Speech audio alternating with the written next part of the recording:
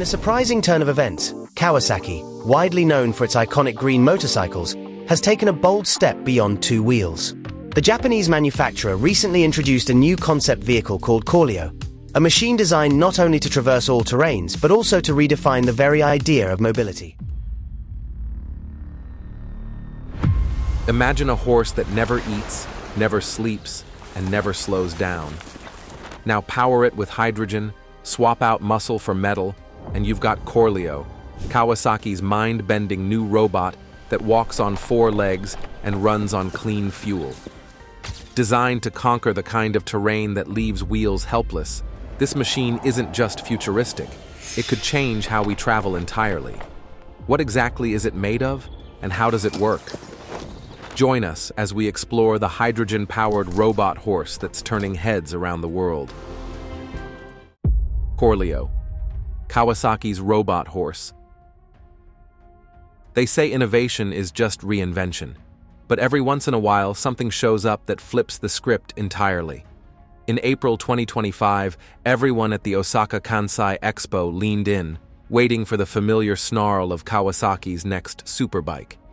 Instead, Kawasaki Heavy Industries rolled out Corleo, a hydrogen-powered four-legged machine you can saddle and ride. Standing roughly 1.5 meters tall, about chest height for most people, and capped with a sleek sport bike visor, it looks like something that just stepped off a sci-fi storyboard. Inside its sculpted torso purrs a 150 cubic centimeter hydrogen engine. Rather than spinning wheels, it drives a generator that feeds electric motors in each leg. Early specs peg output at roughly 20 horsepower, plenty for confident hill climbs without emissions. Each limb gets its own drive unit, so torque hits the ground instantly, and the only thing Corleo exhales is water. Zero tailpipe pollution, even in a rainforest. Those legs are the real magic. A motorcycle-style swing arm in each rear limb lets it rise and fall independently, soaking up shocks like an off-road bike's suspension. Slip-resistant rubber hooves split left to right, spreading on sand and clamping on jagged rock, while AI vision sensors tweak every step so Corleo moves with the calm certainty of a mountain goat, not the clatter of a machine. Climbing aboard feels familiar. A motorcycle-style saddle, simple handlebars, and fold-away, auto-adjusting footrests. No joystick jungle, lean or nudge the bars, and Corleo obeys like a living horse. Pressure sensors in the stirrups and grips read those weight shifts, turning your balance into steering commands. A compact dash tracks fuel, balance, and rider posture, displaying a hydrogen-level ring, a center-of-gravity dot, and a single root arrow. Nothing more. Corleo projects gentle breadcrumb-style lights on the path ahead onto the ground after dark, while a subtle underbelly light makes the whole machine look like it's hovering an inch above the trail. The frame blends carbon fiber weave with lightweight alloys and wears Kawasaki's signature electric green accents, keeping overall mass to about 180 kilograms, hefty enough for stability, yet light enough for nimble footing. Power comes from a rear-mounted hydrogen pack, a pair of quick-swap canisters whose behind-the-seat placement centers mass and keeps fuel safely away from the rider's knees, a race bike trick repurposed for a robot horse. This ties Corleo to Kawasaki's broader ALICE mobility family, a future lineup of hydrogen concepts spanning legged vehicles to ships. Prototype numbers suggest Corleo can haul about 100 kilograms, travel roughly 150 miles on a tank, and move at a jogging pace, perfect for rescue teams or anyone whose commute resembles an obstacle course. Kawasaki's concept video even touts a theoretical top speed approaching 100 kilometers per hour. The Expo prototype, meanwhile, kept to a careful walking pace, yet still climbed a cinder block pile without spilling the rider's coffee. For now, Corleo remains a concept, but it proves a radical idea. When wheels quit, legs and zero-emission hydrogen can keep humanity moving. We have met the horse. Now meet the heart that keeps it going. Corleo's hydrogen heartbeat. Think of hydrogen as rocket fuel, served in a reusable thermos. Corleo carries that thermos behind the saddle, a tough carbon-wrapped cylinder full of compressed hydrogen gas. Pop 2 spring pins, slide the empty out, slide a fresh one in, click. The swap takes about as long as fastening a bike helmet, which means rescuers or park rangers never have to hunt for a wall socket. Once the new canister locks home, the 150 cubic centimeter single-cylinder engine wakes up with a muted whir. Kawasaki tuned this palm-sized motor to burn nothing but hydrogen. Instead of driving the legs directly, it spins a generator that feeds batteries and 4 thigh-mounted electric motors. The chemistry is gloriously no drama. Hydrogen plus oxygen equals electricity and a puff of water vapor. No carbon dioxide, no petrol smell, just steam. Why bother with hydrogen at all? Wait and wait. A tank that holds energy for hours weighs far less than the lithium battery pack you would need for the same range. So Corleo stays nimble instead of lumbering like a metal rhino.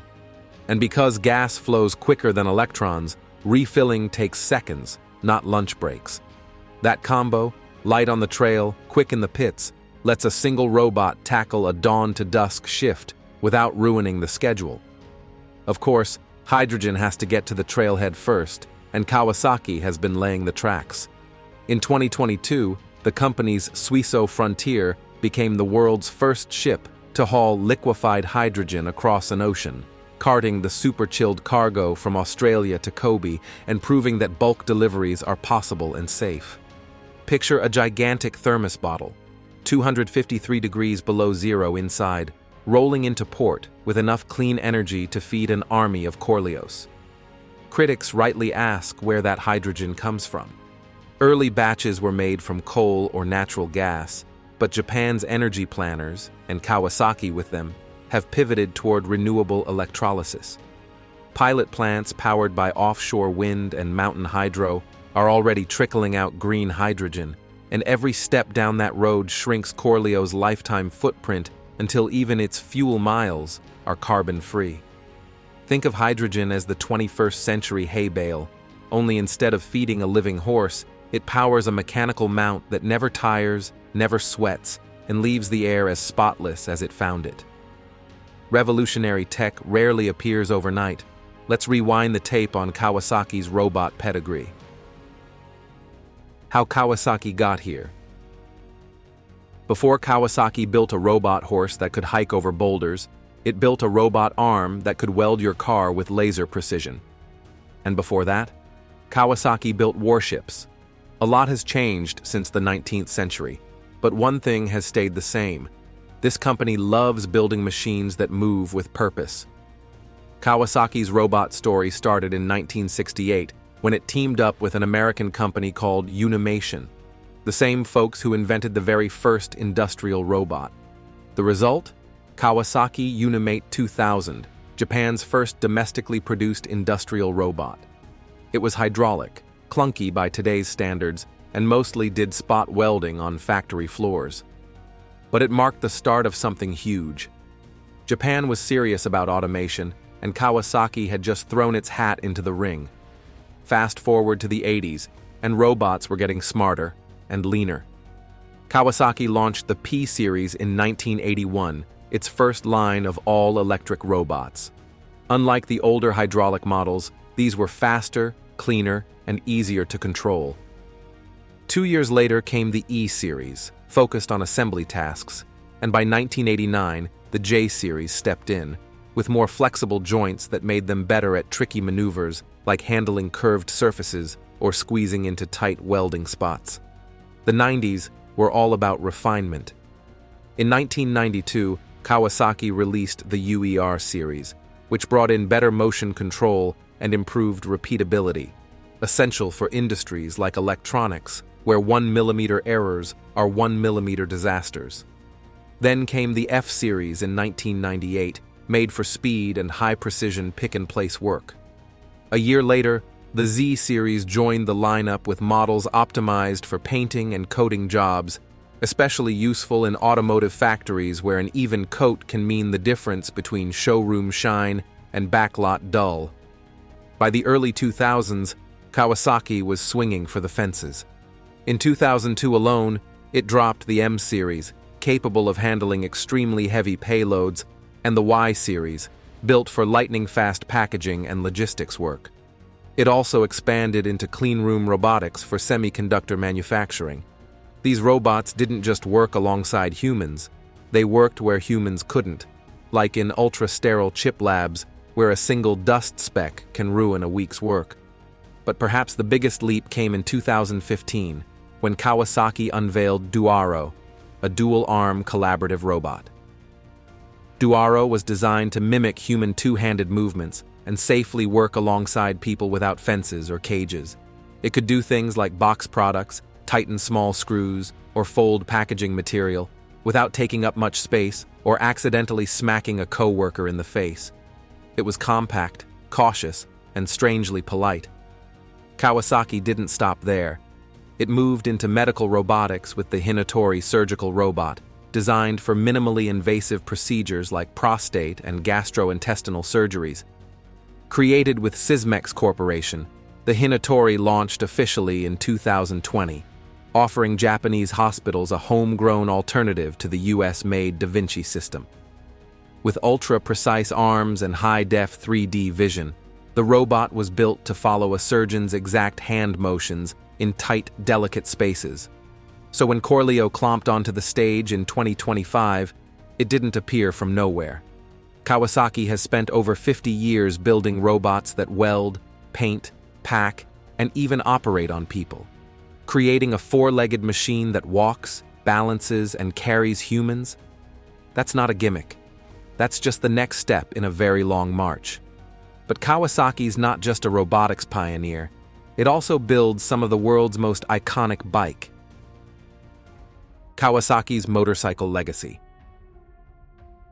Kawasaki motorcycles are known for one thing above all else: raw, unapologetic power that's somehow always in control.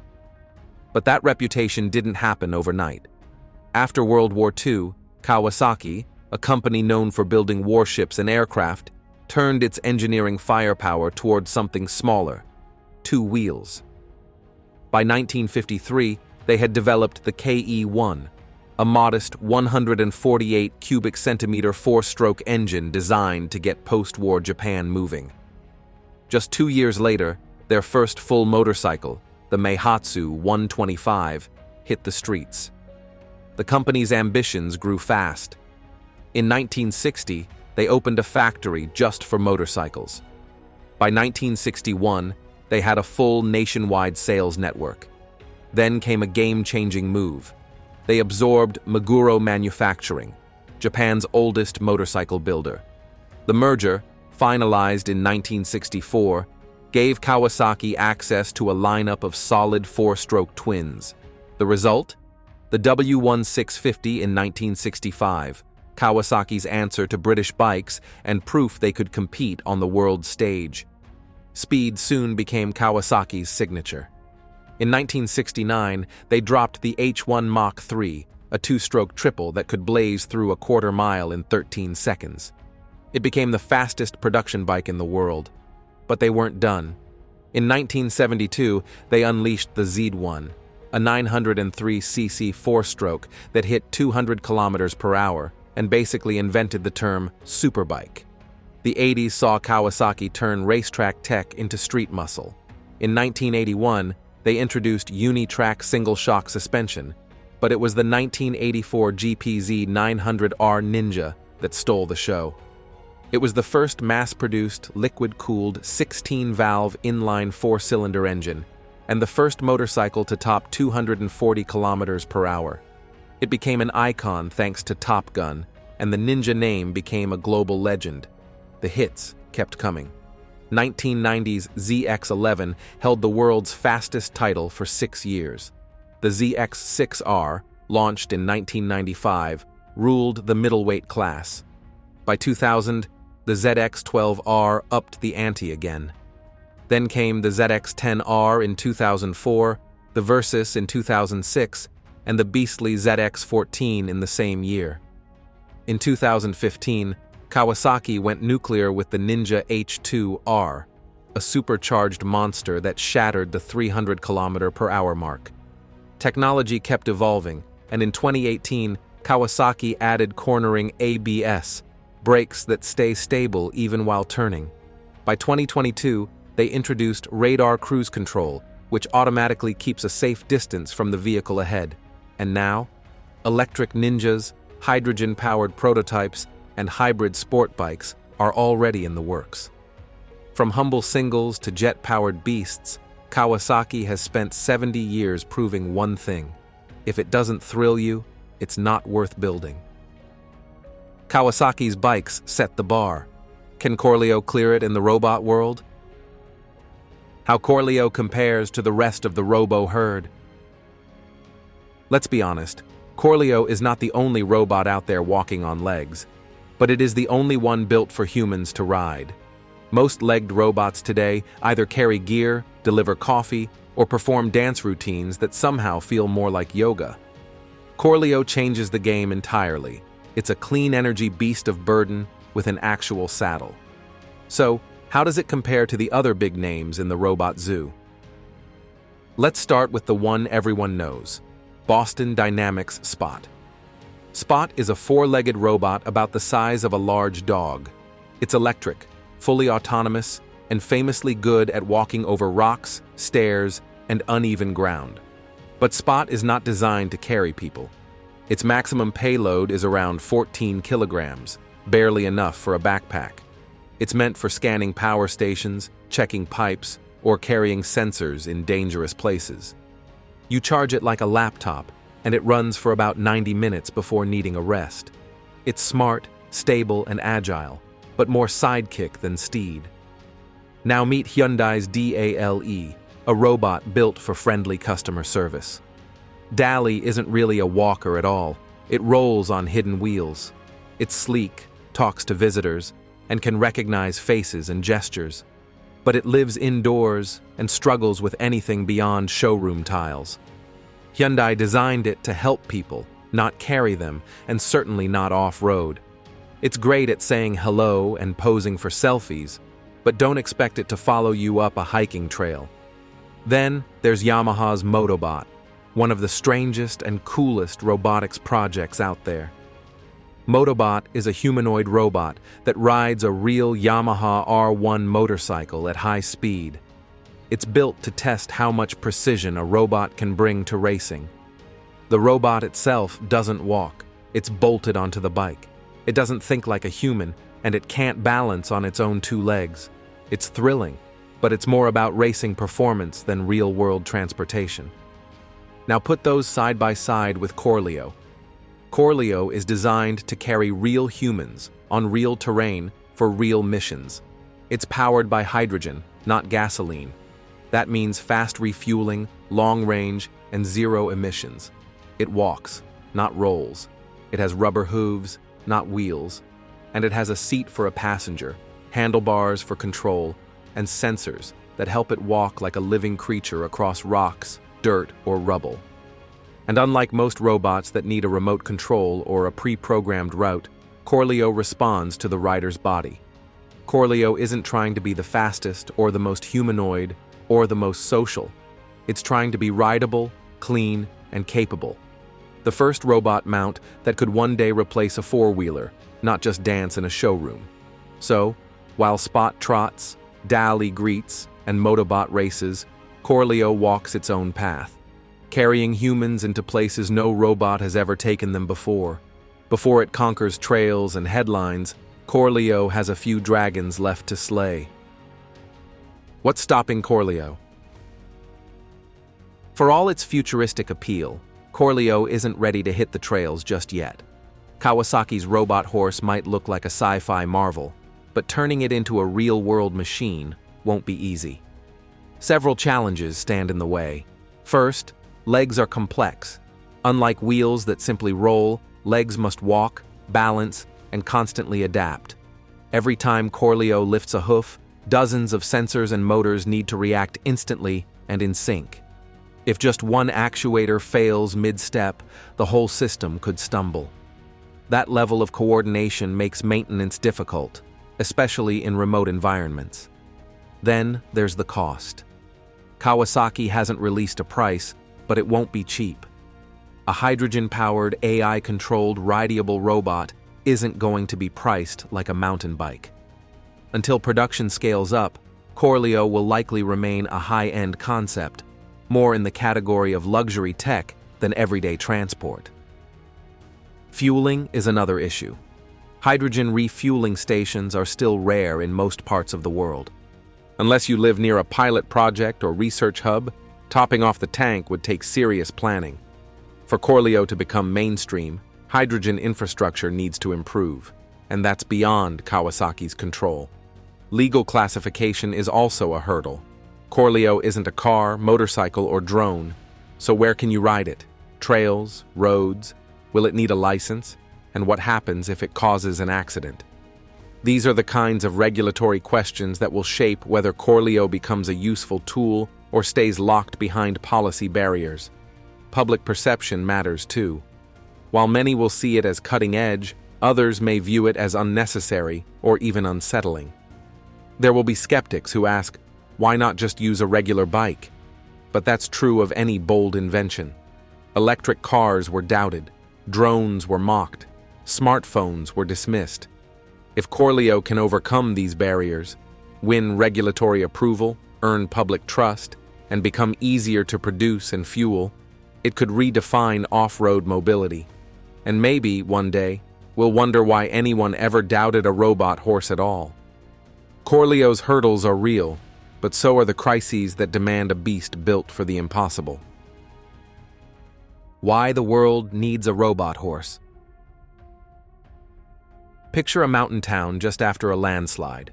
The road is blocked by boulders, trees, and debris. Helicopters can't land, wheeled vehicles can't move. Every lost minute matters. This is the kind of scenario Kawasaki had in mind when it introduced Corleo at the Osaka Kansai Expo, a vehicle designed to go where wheels can't and do it without emissions. Why legs? Because they solve terrain problems wheels can't. A quadruped can step over rocks, balance while climbing uneven ground, and lower itself onto soft surfaces without sinking. Tests on other legged robots show they can navigate debris and stairs that stop wheeled and tracked vehicles entirely. Mobility alone isn't enough. Disaster zones and remote areas often lack power or charging infrastructure. That's where hydrogen comes in.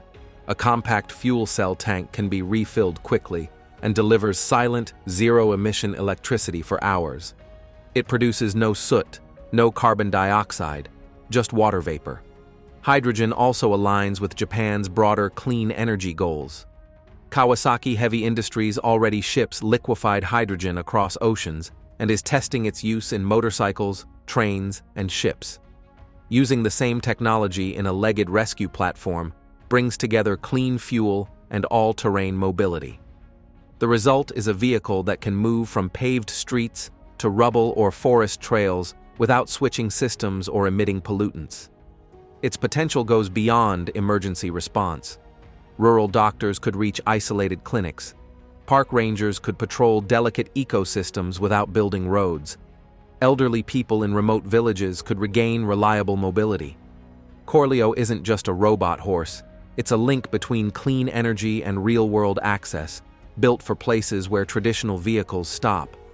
And if you think that's impressive, wait until you see what this tech could unlock tomorrow. How Corleo could change everything. Corleo might be a robot horse today, but what it represents goes way beyond just riding through the woods without a trail. Machines like this could actually shift how we build cities, protect wildlife, and maybe one day even settle other planets. That sounds dramatic, but it's not science fiction. It's where the logic of clean energy and smart robotics naturally leads if you follow it far enough. Let's start here on Earth. Cities today are designed around wheeled vehicles. Wide roads, traffic lights, curbs, and parking spaces are all built for things that roll. But Corleo doesn't roll. It walks. It steps over obstacles, climbs stairs, and balances on narrow paths. Imagine a version of Corleo delivering groceries through a park, helping a disabled person navigate cobbled streets, or carrying gear through a car-free district. Suddenly, cities could start prioritizing people again. More green zones, fewer roads, and walkable neighborhoods where robots blend into the landscape instead of fighting it. Legged machines could help us escape the tyranny of pavement. Now take that same thinking into the wild. Conservation teams working in rough terrain often rely on noisy ATVs or helicopters, expensive, disruptive, and terrible for the environment they're trying to protect. But a robot like Corleo? It moves quietly. It leaves no tracks. It doesn't spook animals or chew up the ground. Equip it with sensors and AI, and it could patrol for poachers, track endangered species, or even plant seeds in reforestation zones where drones can't reach. In this case, the robot doesn't replace nature, it helps protect it. But here's where things get really interesting. Think Mars. NASA, ESA, and private companies like SpaceX are actively planning a long-term human presence on the red planet. And do you know what every mission needs before humans land? Infrastructure, cargo delivery, habitat setup. And right now, they're testing legged robots for exactly that reason. In fact, the DARPA-backed Cerberus team recently deployed quadrupeds in Martian-like caves during analog missions.